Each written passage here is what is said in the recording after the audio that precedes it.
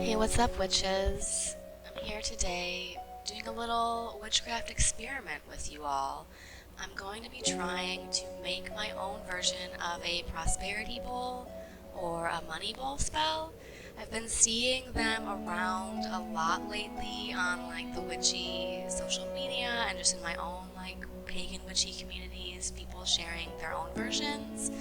And so I wanted to try to make one with just whatever ingredients I already had in my house. So I did find this bowl that I'm using at Goodwill. That's like the only new thing that I added, and I thought it would be perfect because it had a space in the middle to already hold a taper candle. And as you can see for the base here, I'm actually using a lucky horseshoe, which was hanging above our door, but I think I actually had it upside down, and I've been meaning to fix it for a while. It didn't really bother me because I think like with folklore and superstitions like that, you can kind of I've heard it both ways. But I wanted to take it down, and I had just done a whole cleansing on my house, and I decided that would be a good time to finally take it down and put it back up the quote-unquote right way after I'm done using it here. But I mean, the symbolism was just too perfect for a luck, prosperity, money bowl, so I'm using that as the base. And then I just added some pink Himalayan salt, as you can see there. And now I'm just adding a few drops of some essential oil, which is called karma oil. And it's just a blend of all different kinds of good, beneficial oils like tea tree, eucalyptus, mint, clove. It's got them all in there. So a good all-purpose oil there. Now I'm adding some, not exactly sunflower seeds, but like the tiny little petals that were in the center of a sunflower that I dried and preserved. Seeds symbolize growth and potential, and sunflower for the sun. Gold yellow is the color of money and wealth, so now I'm also going back in and sprinkling on some dried sunflower petals. I believe that these were sunflowers that I originally had gifted to Freya, so adding some of her energy in there as well. The candle burning back there is actually like a Freya devotional candle that I decided to incorporate here while doing the spell work, just to incorporate her and her energy and get that little extra boost. And now here I'm adding some dried marigold flowers that I'm just artfully arranging around the center here because they also symbolize wealth, luck, prosperity. They're used a lot in gifts to the dead or to beloved deities or ancestors in both Eastern, like Hindu practices, and during like Day of the Dead celebrations for like Dia de los Muertos. So I just figured that it would be another good like sunny prosperity ingredient to add. I'm also going to be adding a couple other like Ganesha related elements in here, and marigolds are something that I've offered to him. And you'll see Merlin trying to pop in and supervise, but with the burning candle up here, I did not want him jumping up on this table and catching himself on fire. Because I'm actually doing this in like the front built-in shelf in the front room of my house that you see as soon as you walk in the front door, and it's where we keep all of our keys and sunglasses and stuff that you'll see over there. So I thought it would be a good central location for this prosperity money bowl because we're constantly like going back and forth, putting all of our change there, putting all of our stuff there every day right before we go to work, right when we come back from work. So I thought it would be a perfect spot for us to be constantly interacting and adding our energy. And then before I move on to the next steps here, I'm burning a cinnamon stick, which I learned from my friend the Heathen Hedge Witch. So shout out to her. Cinnamon is just a really good all-purpose spice that you can incorporate into any type of spell, just for adding that like fire, spice, energy, vitality kick, just to add that little boost, that little oomph to whatever you're doing. So I'm going to be burning that over the bowl before I add each like separate component. And as you can see, I also had the sage incense burning there that I used to just kind of like cleanse the bowl before I started and all that good stuff. Now I'm going in with all of the herbal ingredients. So we have, of course, some bay leaves, which are just straight from my kitchen spice cabinet. I think bay is related to laurel, which laurels and the laurel wreath, the laurel crown, were awarded in ancient Rome to people who were like the victors of battles, victors in sports competitions. Just if you were like the victor of the day, then you would be awarded the laurel crown. So I think that's kind of where this component of adding bay to success and prosperity spells comes from, is that symbolism tie. And then here I'm adding a lucky buckeye, which I've actually had for a while. I just picked it up in like a bucket that they had at the door of a local grocers, like local green grocers, where they sell like locally made food products, and they just had those like literally up for grabs last time I was there.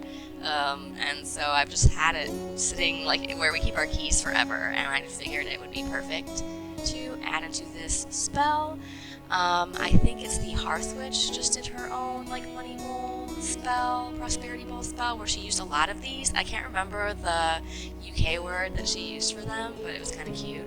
So I only have one, sadly, but you know, it's enough. And then you'll also see I added some different lucky coins, some lucky pennies, both that I had found and given to Loki.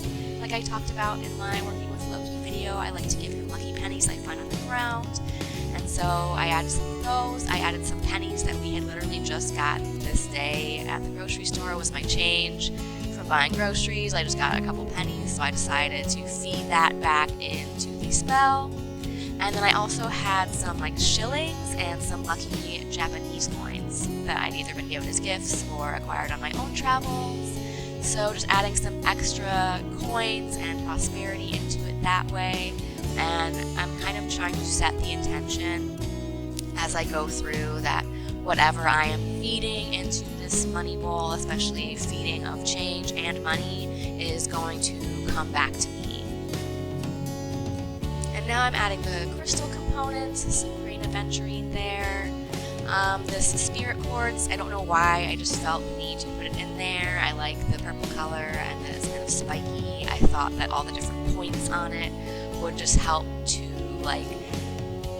help the good energy of the spell to stick to them, and then also be able to project the energy back out.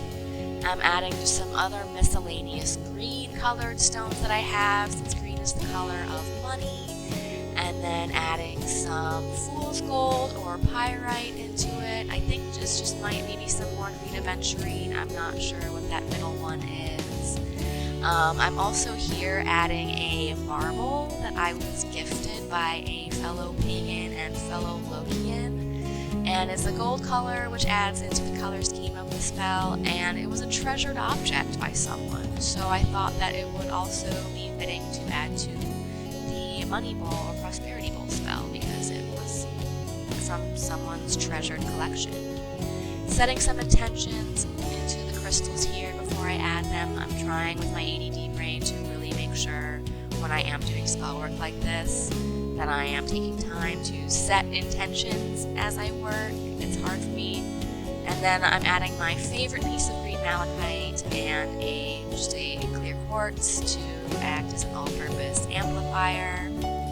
Malachite is one of my personal favorite stones, and it's just good for money and prosperity because of its green color.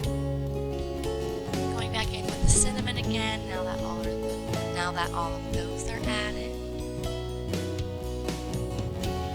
And I have to admit that I'm a little bit skeptical when it comes to spell work like this. You know, I work a full-time job. I don't really do a lot of like side hustle type things, so I'm just kind of like, I am going to admit that I was a little bit skeptical approaching this spell as to whether or not it's actually going to yield results for me, which I think is why it gave me all the more reason to just go ahead and try it, because literally what's the worst that can happen other than I come across unexpected windfalls of money.